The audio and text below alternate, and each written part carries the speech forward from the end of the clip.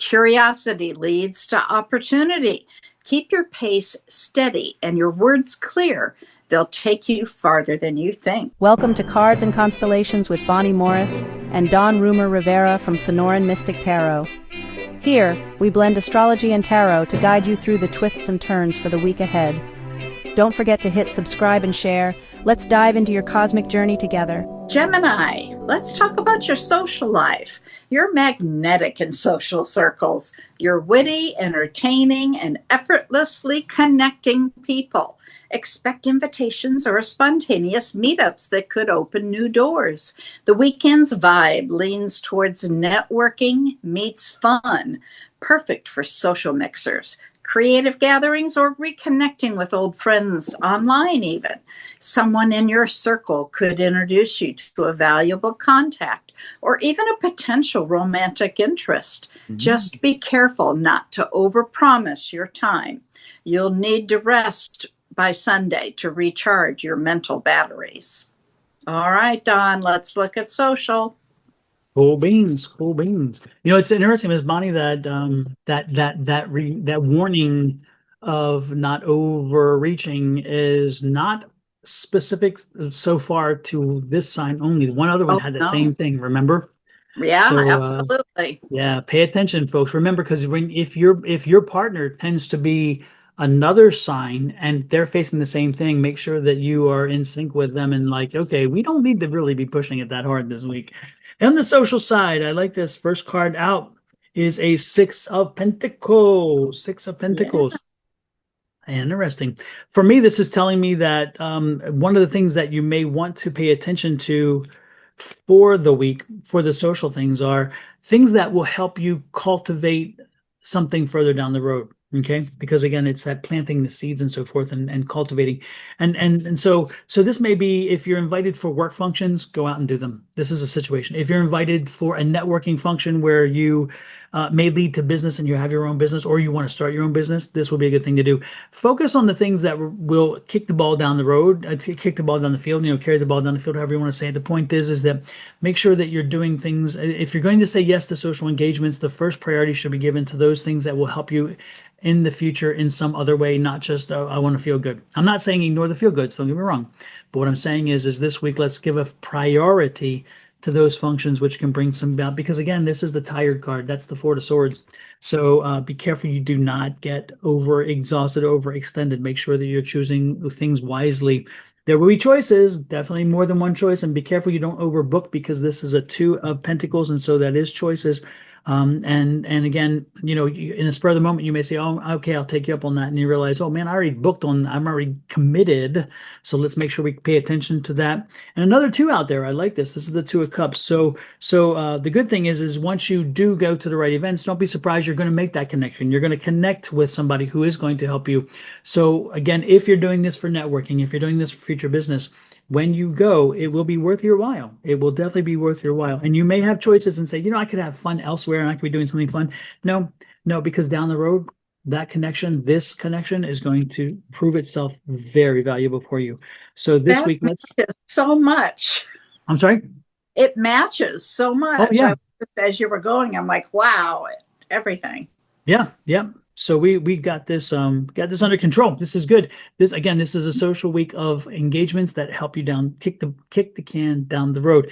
Let's get to that financial side. But before we do, folks, don't forget to hit that like, share, subscribe, and follow buttons. We would appreciate it. The subscribe we made easy. Ms. Bonnie's side, which is your love goddess. If you're on her side, you will notice there's a little button on the lower right-hand side that says subscribe. And if you're on my side, which is Sonoran Mystic Tarot, the same deal. So hit that subscribe button and then pop over to the one that you're not on. So if you're on Sonoran Mystic Tarot, pop over your love goddess. If you're on your love goddess, pop over to Sonoran Mystic Tarot, and then hit Cards and Constellations as well. We'd appreciate that. So Ms. Bonnie, let's get to that financial side. What you got? Okay, for money, you're thinking big and moving fast. This is a mentally active week, ideal for brainstorming, presentations, or exploring new ways to earn. However, Mercury's tense aspects caution you to double-check details before you ever sign anything. Midweek brings a breakthrough, perhaps a creative side project gaining traction, or a colleague noticing your talent. Financially, avoid splitting your focus too thin.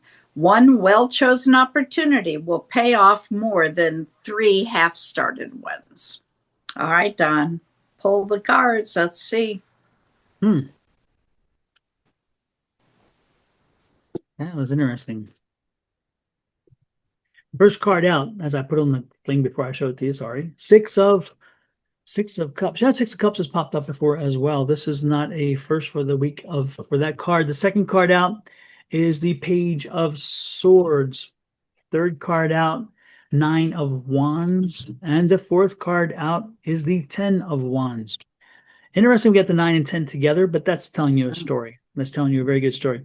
It seems like for the week when it comes to finances, the Six of Pentacles, God bless, I'm all over the place today. Six of Cups.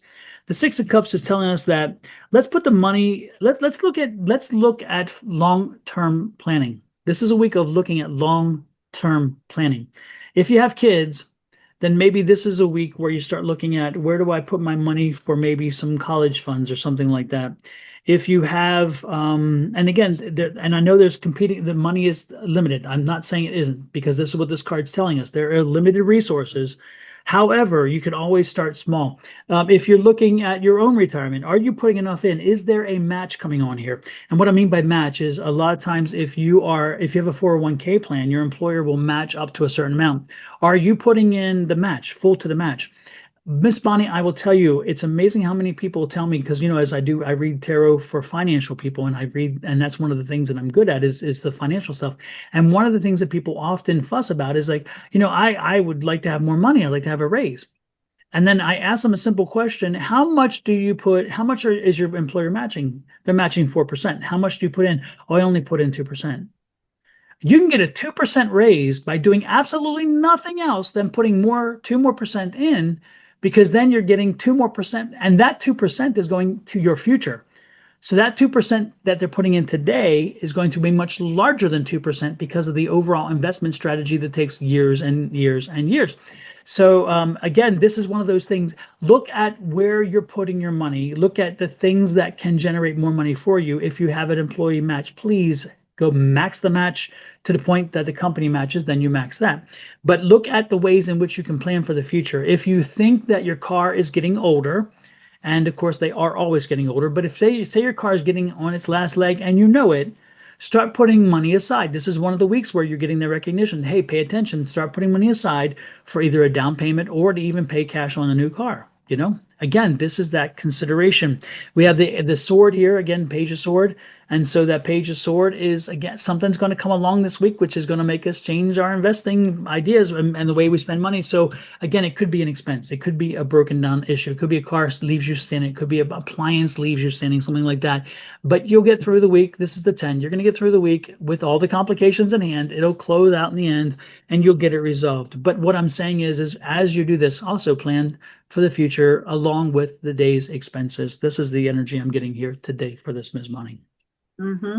And I think that Six of Cups has to do with there's a lot of options out there. Mm-hmm. Don't get sidetracked. Stick to one, because, you can't do them all. Especially that instant gratification part, because sometimes the one cup in the Six of Cups is a happy, happy, oh, we loved everything in the world. But again, that instant gratification can burn you in the butt down the road. Absolutely. Well, let's try moving on to love.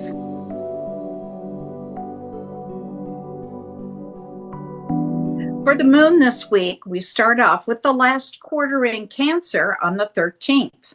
Now, that's when we celebrate all of our success and the end of a project, and then we turn away and we look for the next new moon.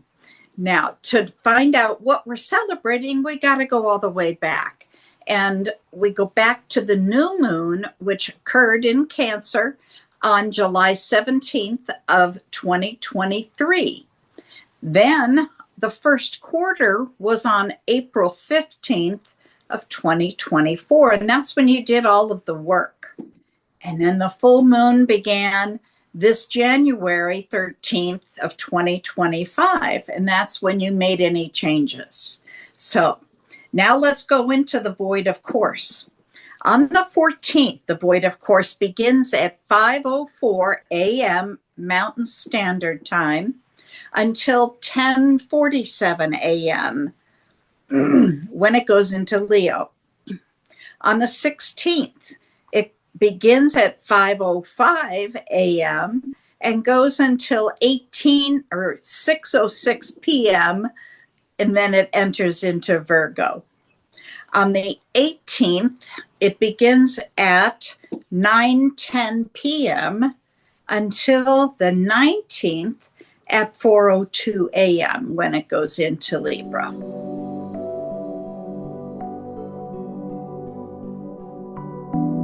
Well, let's try moving on to love. We can do that. This week's energy feels vibrant and unpredictable, just how you like it. The Libra sun and the Aquarius moon light up your romantic sector, boosting charm, wit, and playful curiosity. Singles may attract someone who keeps you guessing.